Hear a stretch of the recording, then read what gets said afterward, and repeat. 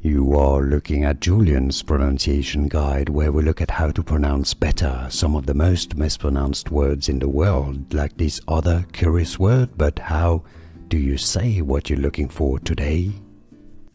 How do you pronounce this phrase meaning the dream in French?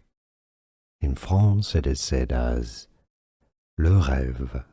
Le meaning the, rêve meaning dream. Le rêve, if you cannot pronounce the French R, you can always say as le rêve, le rêve.